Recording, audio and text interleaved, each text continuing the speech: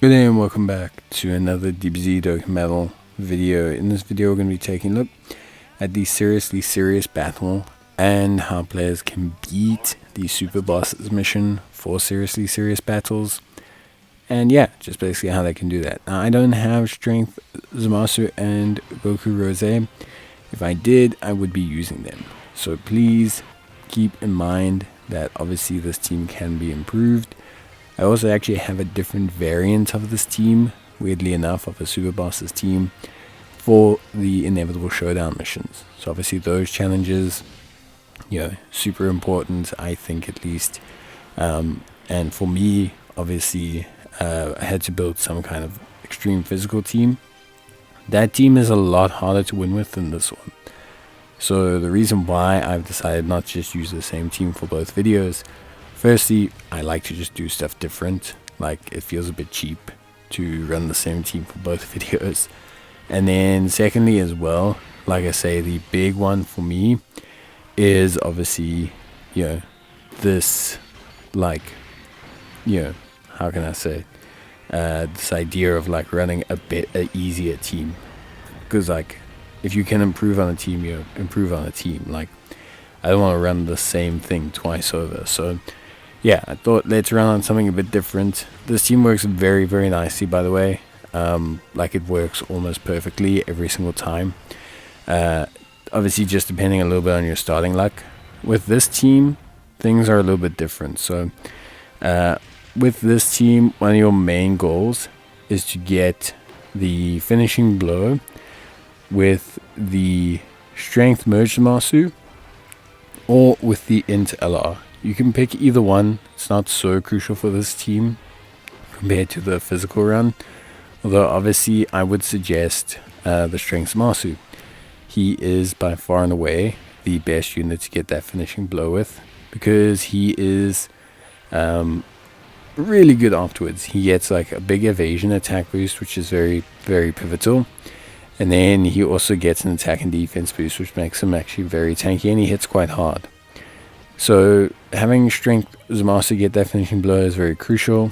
The first phase of the fight is fairly simple. Trunks has like a 300k normal, 840k super. He can be attack lowered. He's not too difficult by today's standards. It really ramps up in the second fight though.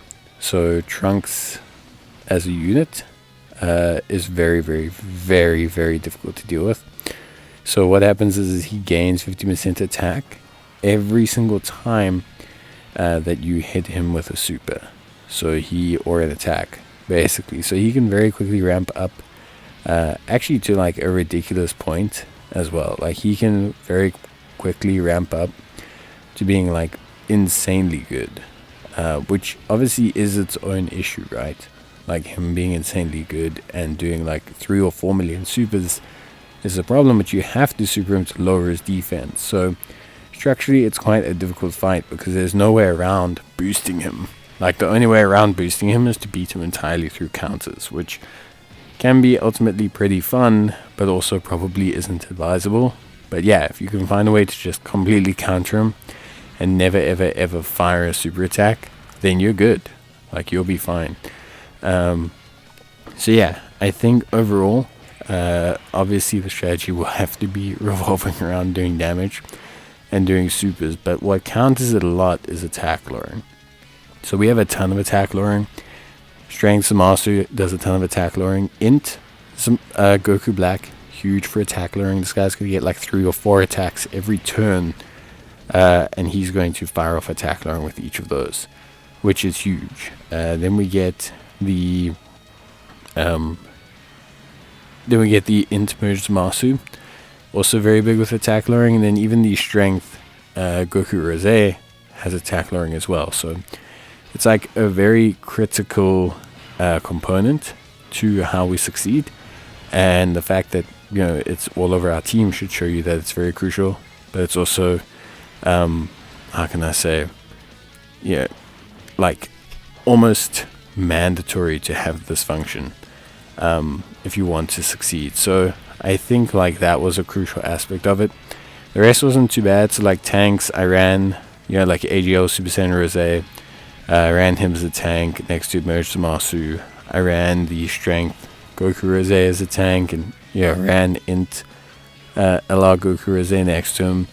Like, you can run a very successful team, but you're always going to have a risk of getting defeated with a team like mine, because I'm using physical Goku Rose as a lead, and that's always going to be an issue. So I think for me, overall, super important. But yeah, like, I think ultimately players can kind of get things done. You just have to basically, like, be a little bit patient. You might have one or two unlucky runs, especially if you don't have a strength a la Goku Rosen's Masu. If you don't have them and you don't have the physical one, like, it's okay running the int one. You just have to replace him with something. Whatever unit that is, I don't know. Yeah, so, like, whatever unit that is going to be dependent on you. But for me, definitely, I found that this team works really nicely. Even the physical rows, like, outside of him, maybe not proccing enough supers or something to build up his defense enough, like, very rarely, unless he gets supered in, like, a super poor, unfortunate circumstance, because you're floating him, it's very rare that he sells too many runs. Although I'd be a liar if I said that there weren't a couple runs that basically teetotaled underneath him. So we're just gonna have to see what happens. But yeah, for me, definitely that was a crucial component when it came to like understanding like the game. Like, I think the attack lowering and managing the attack lowering was crucial.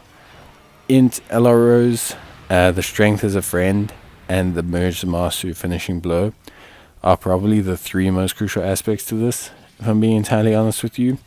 So yeah, but that's it from me. I hope you guys enjoyed the video. If you did, leave a like. Bye.